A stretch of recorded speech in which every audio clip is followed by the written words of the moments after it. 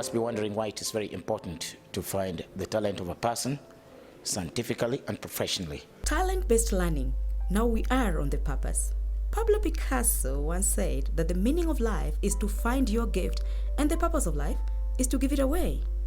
At the Talent and Gift Center, better represented by Dr. Prof Oborah, the purpose or lack of it best explains why many people are frustrated. Now you can imagine what everybody goes through every time it is through guesswork. No wonder we have many grand problems in our education system. If you can run, it's assumed that you will be a champion of the world marathon. If you're seen to work with tools, you're an engineer. If you sing to yourself while washing dishes, it's assumed that you're going to be a musician. It's all by guesswork. Now, the same thing we do in education. When a child gets all grade A's, must do engineering, law, architecture, must do the hard courses, hard careers. If you find a straight A student and you say that I would like this child to be a preacher, then they might curse you. These are some of the problems we want to cure by using technology. The other reason is governments spend billions of dollars in education of people. At the end of that education cycle, we talk about youth who are hopeless and have no jobs.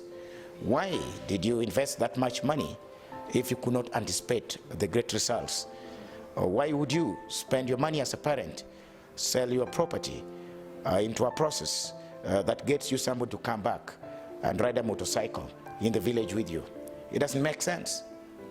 That should tell us that we need to change that model. It's not working. As you know, international universities do not admit people merely based on grades.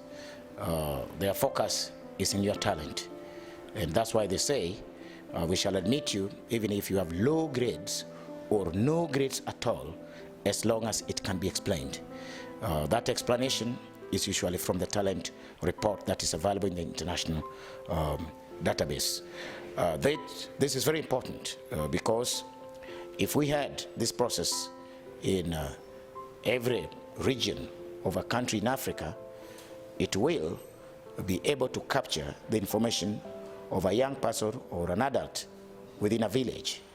If we can do that, that information will be relayed directly to the international database, meaning a person in a remote village can therefore have access to an international scholarship or funding based on their talent and not wasting it based on an education cycle that's going to take too long and might not be meaningful, noting the poverty and difficulties that you might have in that locality. And I think this is very important for Africa because Africa is still believing that learning and education is about going to class, listening to a teacher, and waiting for exams at the end of a semester or at the end of the term with catastrophic results.